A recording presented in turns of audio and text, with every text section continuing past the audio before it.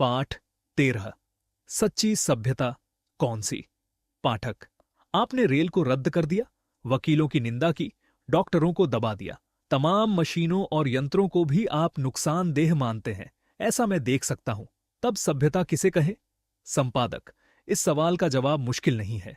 मैं मानता हूं कि जो सभ्यता हिंदुस्तान ने दिखाई है उसकी बराबरी दुनिया में कोई नहीं कर सकता।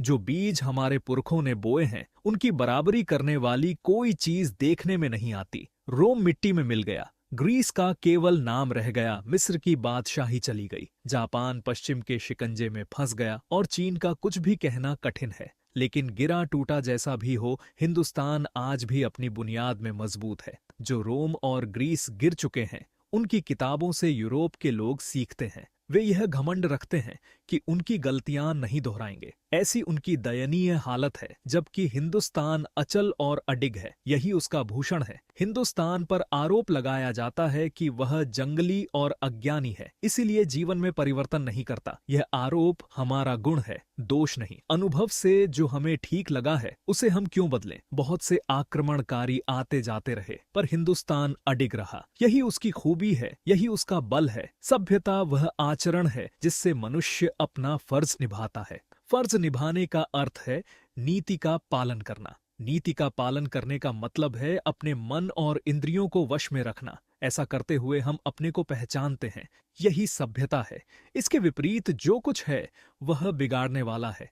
मनुष्य की इच्छाएं असीम हैं, उसका मन बेकार की दौड़ धूप करता है। शरीर जितना अधिक दिया जाए उतना और मांगता है, फिर भी सुख नहीं मिलता। भोग से भोग की इच्छा बढ़ती जाती है। इसलिए हमारे पुरखों ने भोग की सीमा बांधी। उन्होंने समझा कि सुख दुख मन के कारण है। अमीर अमीरी से सुखी नहीं होता और गरीब गरीबी से दुखी नहीं होता। हजारों साल पहले जैसा जीवन था वैसा ही रखा गया। साधारण घर, सादा जीवन, सीमित जरूरतें। विनाशकारी होठ को समाज में जगह नहीं दी गई। सब अपना अपना धंधा करते रहे।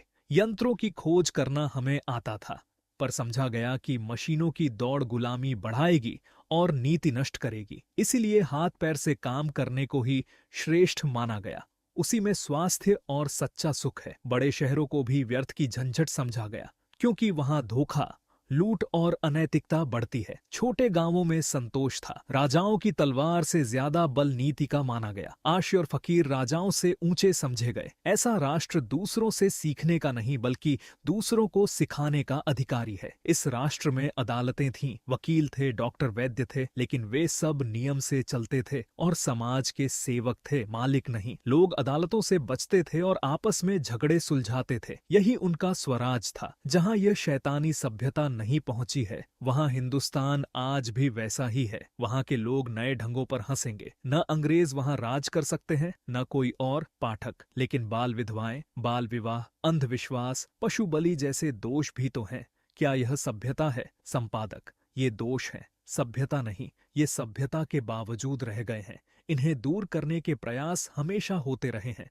और होते रहेंगे। हिंदुस्तान की सभ्यता का झुकाव नीति और आत्मसंयम की ओर है, जबकि पश्चिम की सभ्यता का झुकाव भोग और अनीति की ओर है। इसीलिए मैंने उसे हानिकारक कहा है। पश्चिम की सभ्यता नास्तिक है, हिंदुस्तान की सभ्यता ईश्वर में विश्वास करने वाली है। इसी श्रद्धा के साथ हिंदुस्तान के हित चिंतकों को अपनी सभ्यता से वैसे ही जुड़े रहना चाहिए जैसे बच्चा अपनी माँ से चिपटा रहता है।